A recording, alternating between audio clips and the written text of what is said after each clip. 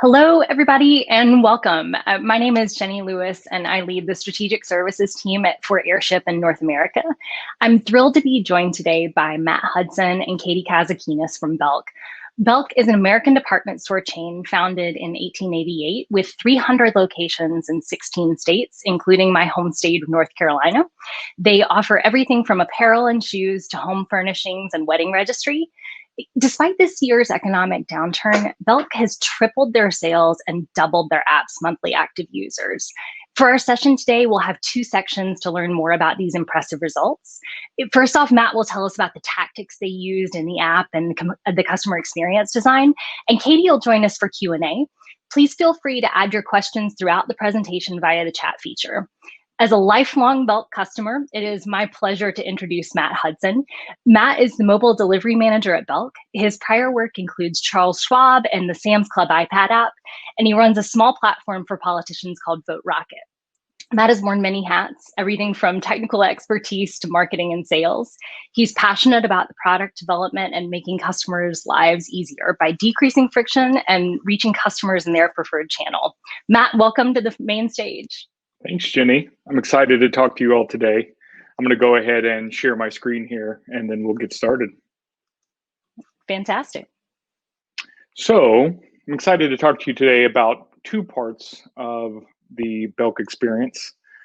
But first, I wanted to set the context for the way we see app and the way that drives a lot of the decision making. So the way we think about app is that app is a permanent relationship and channel with your customer. The customer has taken the time to download your app, install it, keep it there, use up space on their phone, and they're likely to be your most loyal customer, and they're likely to be somebody who is spending more money. And so when you see that as a permanent relationship, you realize that that relationship requires reciprocal communication. And getting the customer to re-engage with the app benefits you and them, not only from a brand trust perspective, but also just simply from the sales perspective. And so we'll talk a lot about how did we grow the app and what tactics did we use to re-engage customers, drive downloads, and all the different types of sort of communications and engagement that we utilize to keep our customers happy.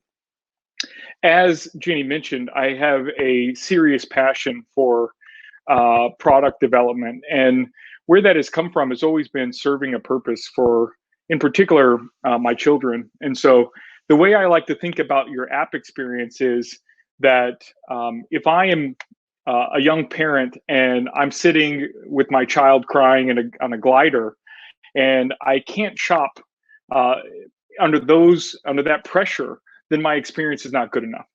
And so we want to deliver an experience that makes everyone's life a little bit easier. And that's really my passion, my purpose. And that's really what has driven my team's efforts on the Belk app. So first thing is, how did we go 3X? So first of all, the 3X number is fantastic, but it's actually more impressive that year over year, we grew 200% last year and 200% the year before. And that was in the non-COVID year. So some of this is COVID, right, this year with the 300%, but previously we had wild success too. So don't put us over in the, well, we're growing because there's a shift in strategy or a shift in the way that the customers see digital. Although that is true, that's not the only reason. So the first thing is that we understood that our customers were elite customers.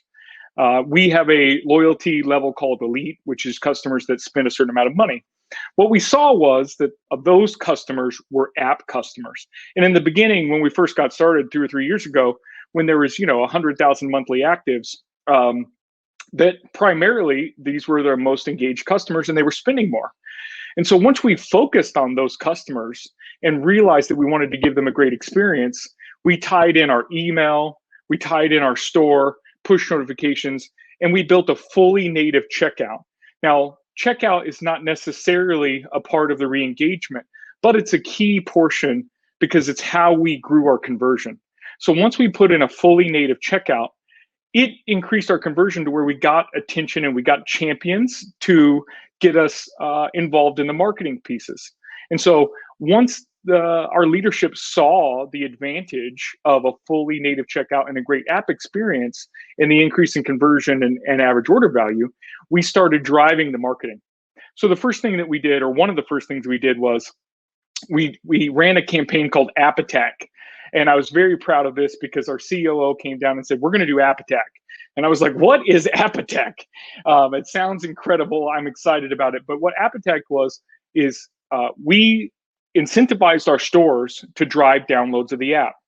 So how we did that was we put signs out for the app to download it. And we gave the customers reasons to download the app, like getting the latest prices, getting the latest promotions, the latest coupons. But also, we did things like put barcodes in the store for items that we didn't necessarily carry all of our stock. So as an example, we have a small home section in the store where we have bedding, but our stores are not large enough to carry a huge number of bedding, and we carry a lot more online. So we put barcodes of the bedding on signage so that they could scan it from within the app or outside the app, and they could see all the different color and size variations. So this was the first thing that got us to 1 million downloads last year. We set a goal, we incentivized our associates, and then we put up signage for awareness. So part of that was the stores had a competition for who grew the most downloads. We tracked those downloads with Branch by making a QR code for each store. And even the associates had lanyards with the QR codes on them. So all of this drove awareness for our associates that there was even an app and that they should give it to the customers. So your customers see you as one entire brand. They don't think of the Belk app or the Belk website or the Belk store as different. They think about them all together, and they expect you to think about them together as well. So how we grew was utilizing that. Of course, we started sending push notifications, and universal links on email was a big part of that as well. And so I'll talk about that in just a bit. So some of the important pieces of this communication strategy that we had is that we wanted to be in all channels. So that means if there was an opportunity to send an SMS, we wanted to do that. A text message is very effective if push notifications are off. If there's an email opportunity, we wanted to send that. So pick up reminders for their order being available and push notifications as well. So we wanted to hit them in all three of those areas just in case they preferred push or they prefer email or they prefer text. You know, as an example, the sort of transactional ones we send out for text message. If an order is ready to pick up, it's a more urgent message. But customers may block email or they may block push. And so we want those to go out together. So all of our marketing that goes out on email, we generally also send out a push notification that goes along with it. And a lot of times it's a similar message. But it's important to be in all of those because each one of your users has a different sort of preference for what they do. I like pushes, I can control them. I don't like email because I have a huge email box. But some people love email and some people don't like pushes. It really just depends. So you want to be there in all pieces. Of course, we talked about the in-store piece, and recognizing that that in-store opportunity is there is an important piece of it. So our associates all know to tell people to use the app to check pricing. We've trained them on it. We've showed each one of them how to use the app. And that has driven a lot of awareness and given our customers a better experience because our associates know how to use the app too. And then, of course, web and social and app itself are all important pieces as well. So we'll talk a little bit about how we used Airship to do inbox notifications and also in-app notifications as well, and not just for promotions. And then, of course, tying it all together with social, you always have to have some sort of social presence as well. And so linking our app to our social presence was an important piece. So some of the other channels that we link to are our marketing channels. And this is where there's a lot of myths with app. Web naturally links to email. Web naturally links to Google PLA. And there's a lot of effort that is involved in linking your app to these channels. But once you do, you'll see huge growth. So we use universal links and Branch together to link our app to Google PLA's product listing ads. So when somebody links, searches for polos, and they get a Google PLA at the top with a polo shirt, it opens the app to the polo shirt. This was worthwhile for many aspects, not just because the marketing team now can market in one platform, but open the app, but also because app customers who already have the app probably prefer it. They downloaded it for a reason. And so we're trying to send them to their preferred area. Now, we only drive to the app if they actually have the app. We don't necessarily drive installs yet, but opening up that app experience to the expected location was an important part of how we grew. Email shot us through the moon. Our customers are heavily email oriented, and linking directly to email was a low risk proposition. And of course, we drove attribution with Branch so that our email team didn't lose that attribution. That was a very important part. Of course, affiliate marketing, we haven't launched yet, but we will, which will open the app. And eventually, we'll link into things like Ibotta and Retell Me Not apps, which is a bit more of a technical challenge. But all of these are great ways to grow. Social ads, again, are another good one, which drives installs in particular. And then, of course, organic. But the key to this was universal app and app links, universal for iOS and app links for Android, that really helped us. In the future, with iOS 14, app clips are coming out. And what app clips are is a miniature version of your app that's going to link directly to your marketing plan. And it also links directly to a special QR code from Apple that will link you directly to a miniature version of the app so users can buy. So picture a QR code in your store or these special QR codes that have NFC in them, and the user scans over it and it pops up something that says buy it with Apple Pay or buy it with something else without having to download your app. That's going to be an incredible game changer over time.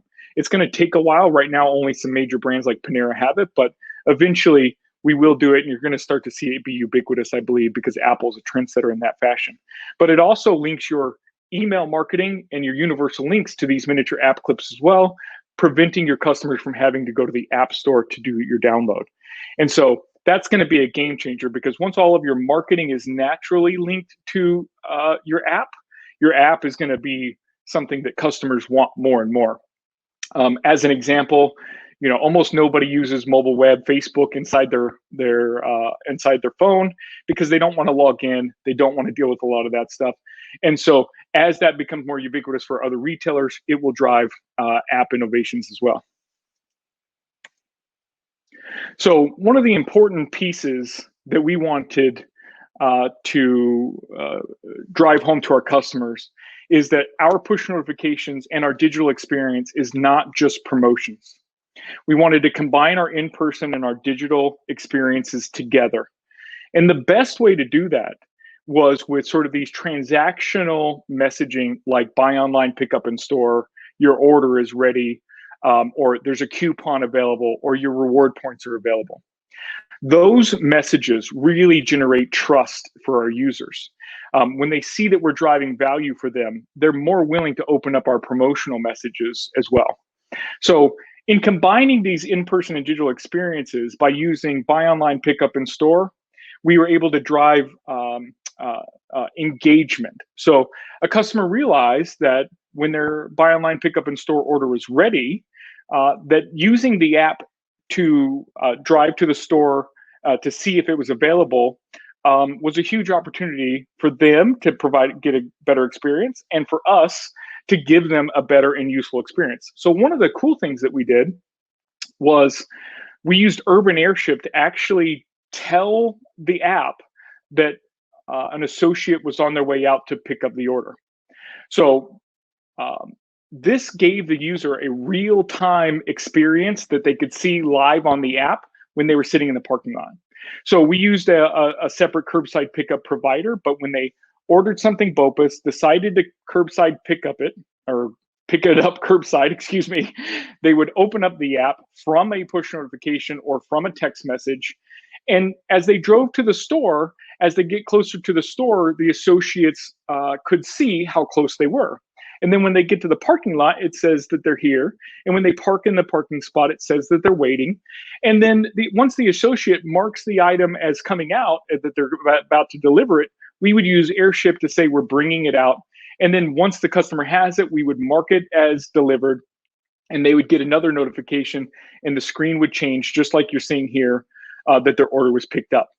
So these kind of things drove real value. Now, in the future, we're going to do geofencing for our stores. And one of the important parts about geofencing is a lot of people have implemented geofencing to sort of say, hey, you're near a store, go inside. Well, that's not necessarily going to drive a lot of value. But what we're going to do is, if they have loyalty points available to us and they're near the store, we're going to say, hey, you might as well use these loyalty points. And that's going to give the customer a real value so that they actually pay attention and open up the app when they're near the store, not just an arbitrary you're near the store, right? So geofencing has some great value, but you got to deliver something useful to your customers. And of course, we utilize notifications for standard communications like big promotions.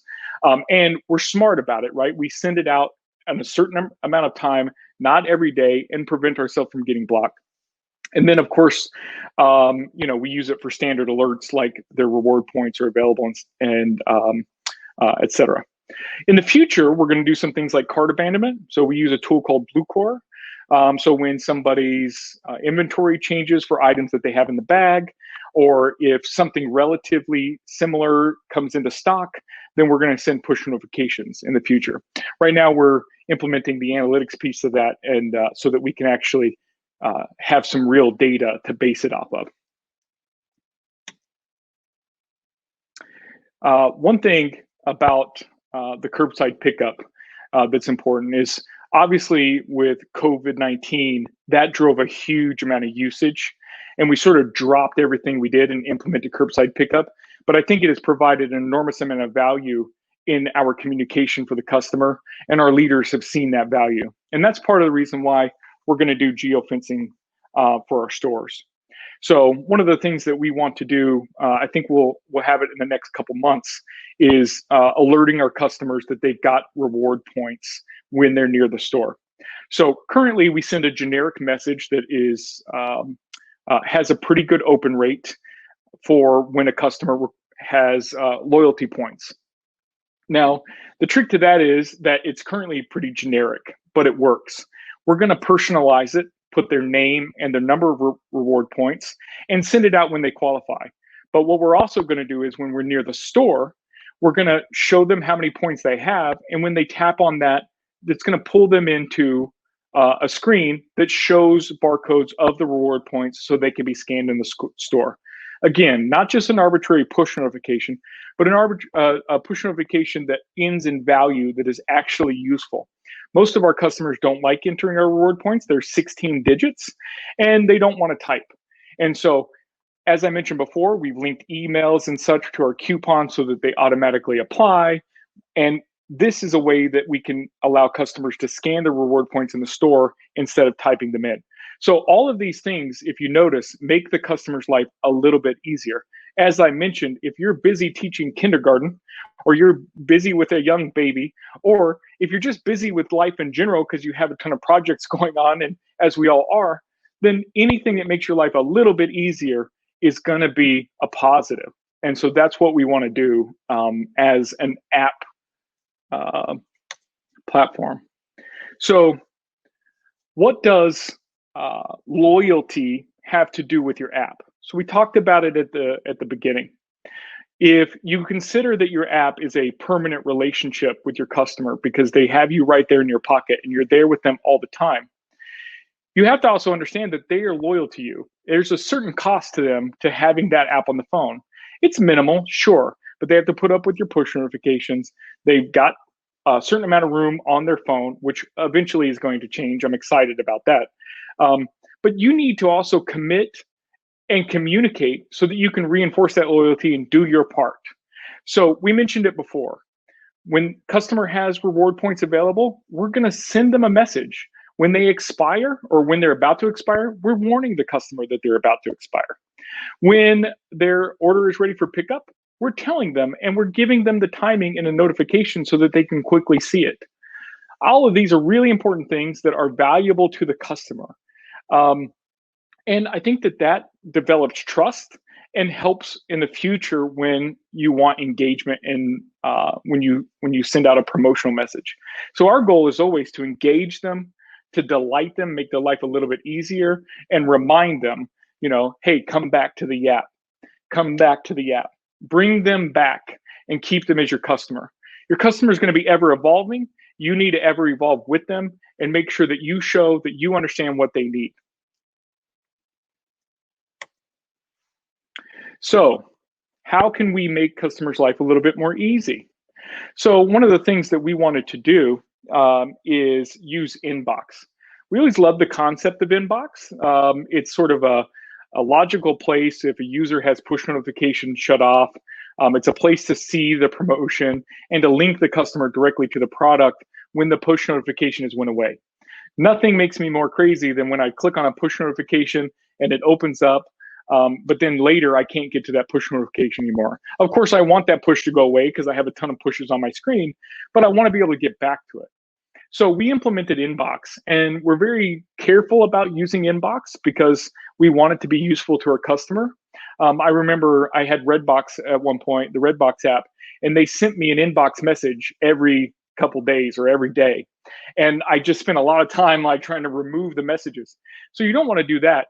But I think if you're very disciplined about it and send it to the customer when it's useful to them, then it will drive a lot of value. And of course, the little inbox notification is a great way to remind the customer that something needs their attention. Of course, you don't want to take too much of their attention. You only want it when it's useful. So we used Inbox to tell the customer that a pickup is ready. We use it for an order is delivered. We use it for reward dollars are ready to use. We're going to implement the barcode scanning in Inbox as well, like I mentioned before. And then we also send promotions as well, so that when we have something special going on, that they can directly link into our product listing from that promotion. Again, even when we do a promotion, we're driving value by sending customers directly to the place where they are looking for promotional items. So I really want to give a lot of credit to my team. This is important to me because I get to do these cool talks. And, honestly, there's 15 people on my team and a larger team that does an enormous amount of the legwork to make these things happen. And so first I want to thank my product manager. She really engaged with the marketing team to get them to understand the value of these push notifications and the inbox. And as a customer in particular, product managing the app, you realize, hey, a lot of these other companies have these kind of tools and I find them useful. And maybe they're not driving a direct and incremental sales lift, but overall they help our brand, they help our engagement, and they help our other numbers. And in the long run, they lead to better conversion. So I want to thank her. That's Kazukynas. Also our IT marketing group, who did a lot of the implementations, who run our Airship integration, and of course our business marketing team, who uses it a lot, our UX team, who is always amazing and actually covered for me today. I had another speaking engagement this morning and several other meetings, and she covered for me. And of course, she's an amazing designer. And of course, my team, the mobile engineering team. So with that, I kind of have a surprise. Of course, Jennie gave it away on the top, but we're going to bring Katie Kazukynas, my product manager, on, and she's going to tell you how she did all this work to make a fantastic BOPUS experience, curbside pickup experience, and just makes our customers' life a little bit better through some of these channels. I highly encourage you all to ask questions and connect with us on LinkedIn. I'm definitely here, and Katie is here, and want to help out any of you who need advice on how we can get these things done in the best way. So with that, I'll hand it back over to Jennie to introduce Katie. We'll give Katie a second to join in. Oh, good. There she is. Fantastic. Fun technology. Panic moment. Yeah, Katie, welcome. So the fabulous product manager that Matt was just speaking about. So Katie, thanks so much for joining us. We've been getting some questions here in the chat already. So I'm just going to kind of cue these up for you guys. One thing I am super interested in personally, and I think Matt, you said it really well, that the customers are interacting with you as a brand and not with an app or with the store. So I'm curious to hear more about how your teams partner together between marketing and technology to really make that experience holistic for your customers. Mm-hmm. Well, I guess, on paper, I'm the strategy and Matt's implementation, but we come together so much more. I'll have a great idea and I got to bounce it off of him, see if the technology can support that. Once we, dial into an idea or a feature that we feel like is really going to be useful to our customers, we work with our UX team, who's fabulous, our marketing team, to kind of hone that strategy in and make sure that our technical approach is solid. Because I can come up with a strategy all day long, but if my technology can't support it, then we're wasting a lot of time. So by combining that and going in parallel with each other, keeps us working fast, and we can be efficient and really crank out features. Yeah, absolutely. Yeah, it's that partnership, and and sometimes, being on the strategy side, I call it the "is this possible" check in with our technical teams. Are like, before I recommend this, can we can we make sure this is doable? Yeah. So a couple of questions coming in from the chat. One is about the point of sale. So, is the messaging and the app, is anything connected to the point of sale? I know, Matt, you had mentioned that there is a connection into the store associates. Does that go through point of sale? Do you have a store associate app? How do you guys manage that workflow? So there are store associate apps that do a lot of the order management piece. So when a pickup happens, et cetera, it's all communicated over their handhelds, and that's all really good. As far as the POS experience, we try to honor a lot of the same promotions or single use coupons on e-commerce and store, so that it's aligned. But also, it's just having an understanding that there is an app and that it's useful and that they can get store pricing and that they can get alternative products and that not every store carries the same inventory or those kind of things. And then also our transactional data out of the POS goes into an aggregator that we look at, that tells us what kind of products the customers are buying from the store and not just online. So in previous, our purview was, okay, here's all their e-commerce transactions, but we didn't know how they transacted in the store. And so we weren't able to send them, proper recommendations because it wasn't a full view. So in that aspect, we have a full view of our customer from the store. Now we do, because we combine all those things together. Yeah, that's amazing. What a fun project that must have been to try to get all the data aligned. And Katie, anything you'd like to add there? No, I think it'd be pretty cool in the future to do the scan and go kind of feature. We've kind of dabbled on that to see if that's something that maybe our customer base could handle. But as far as Matt was talking about our rewards points, trying to put it in the app for our users to have their rewards and scan easily for our associate at the point of sale. Nobody wants to type in 16 digits.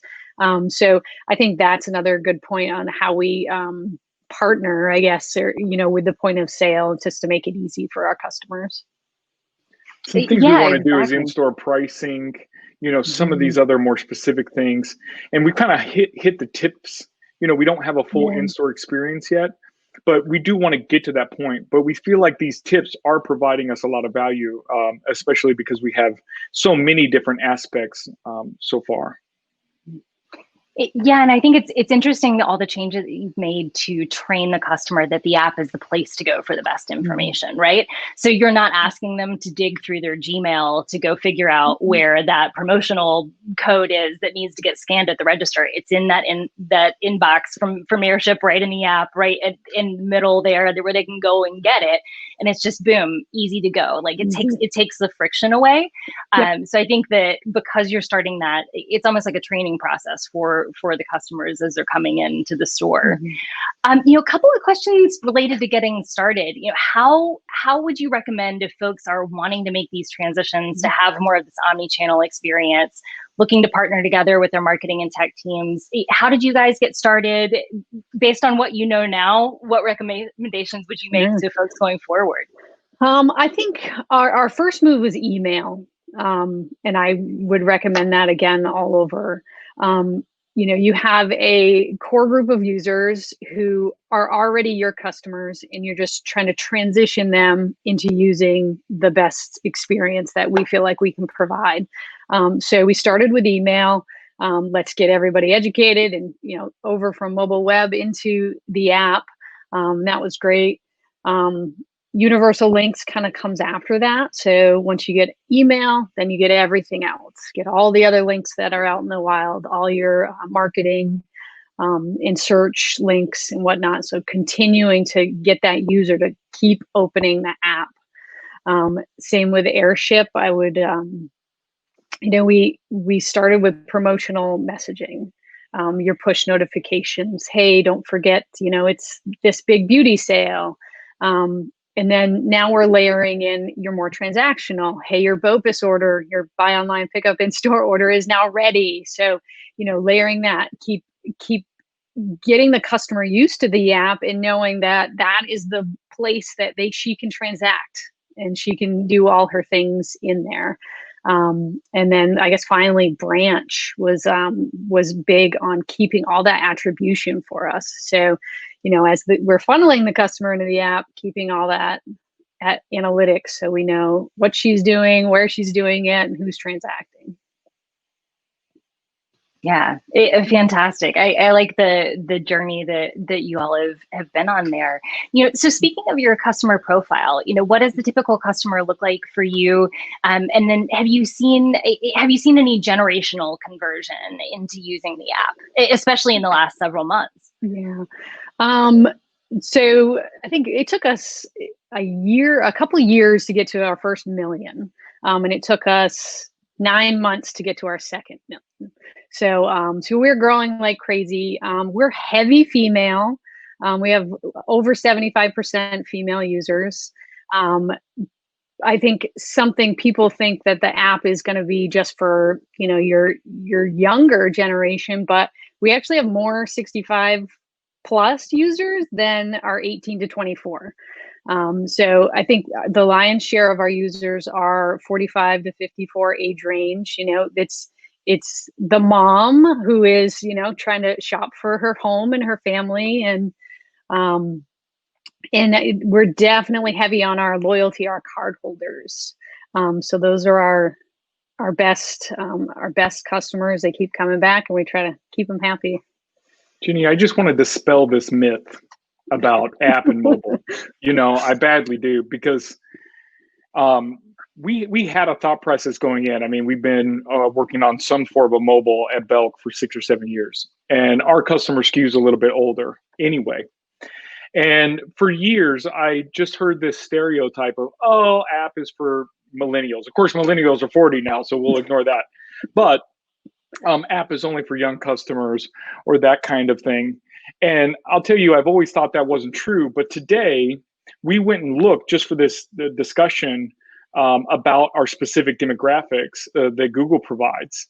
And I was blown away. I mean, I wasn't as surprised as some people, but I was blown away that 65 plus year olds make up more of our customers than 18 to 25 year olds.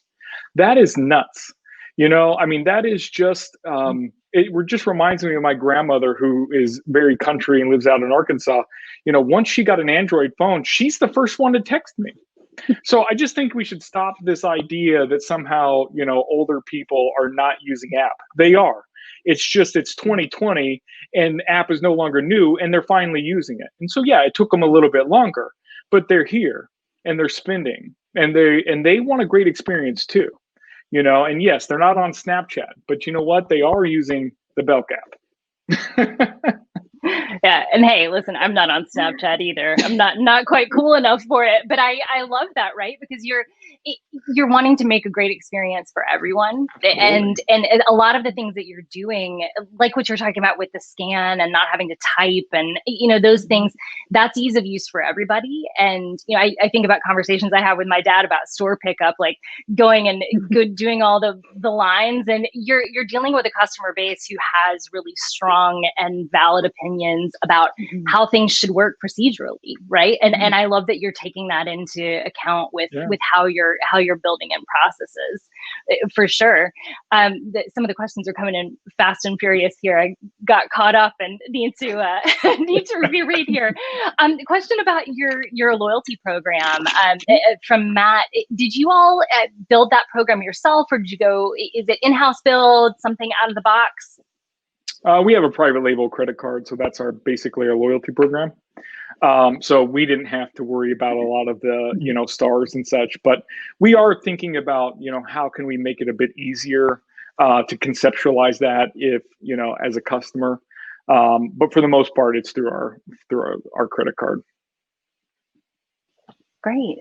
And another one about the store associates. So you touched on this just really briefly about the promotional, almost a promotion for the store associates to try to get the app downloads.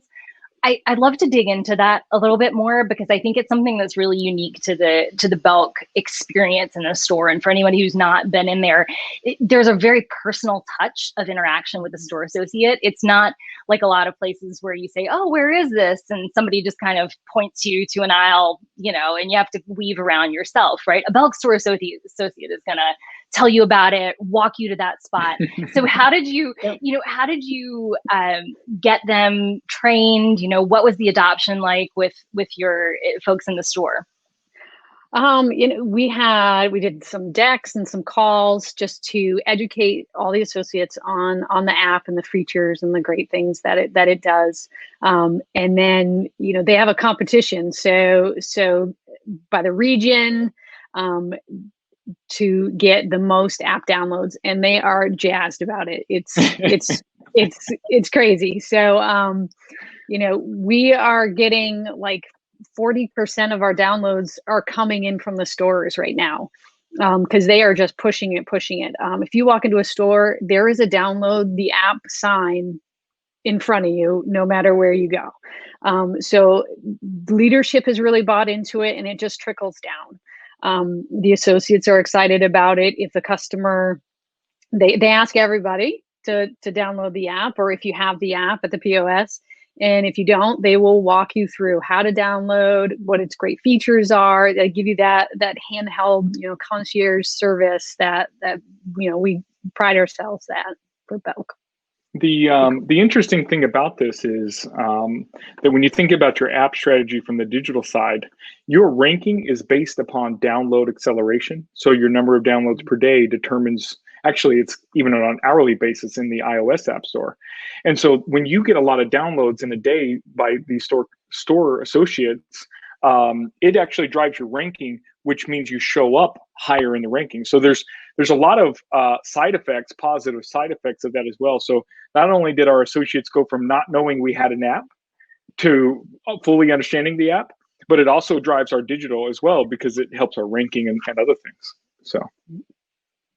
Yeah, that's incredible. And it'd be interesting to see too, like what the influence of adding all of that great download traffic plus incentivizing some ratings coming into the app could do for the ranking, for sure. Oh, I can tell you right now. I mean, so 3 years ago when I took over, we were 500th in the App Store. And then once we actually started doing a lot of this marketing, we started to get into the 150s and whatever. But today we're sitting at 55 pretty regularly. And for a regional retailer that's in only 16 states compared to a Macy's, and we're up there in the same sort of echelon, right? I mean, we're not number 10, don't get me wrong, but we're in the top 50. That's incredible, right? We're highly disproportionate to our customer base when it comes to app.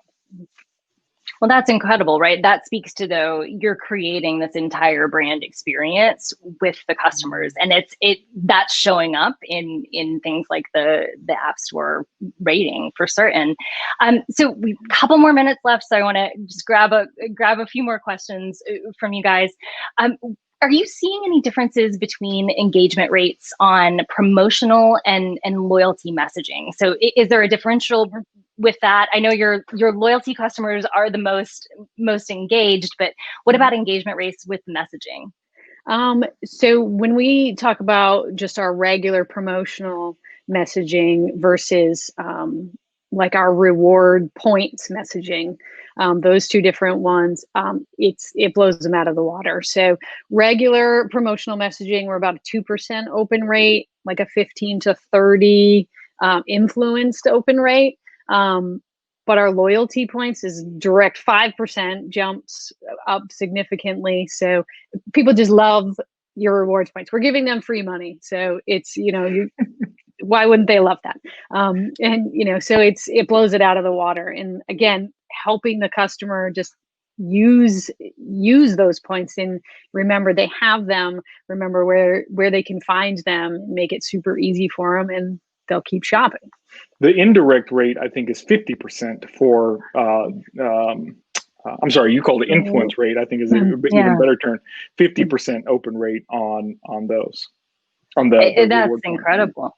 That is incredible, right? And for folks who aren't familiar with the term influence, open rate is when you send a push message and then within a certain window of time afterwards, somebody goes into the app, right? It's kind of like a old school cookie tracking on the web, like we used to do for email influence. But yeah, that's fantastic. We're heading right up at time. Any last thoughts that you guys would like to leave folks with today? We love you. Download the Belk app. Yep, there you go. Yeah, get everybody get in the app store now. I mean, I think really the story for me here is that your team is collectively so focused on driving value for the customers. Everything that you're telling me, you're really collaborating together about making that experience with the brand. And it's just so wonderful to see that in action and see folks, really taking advantage of some of the interplay between technology and in-person interactions. So I can't wait to see what you do through the rest of the year. Thank you. Yeah. All right. Thank you all. Thanks.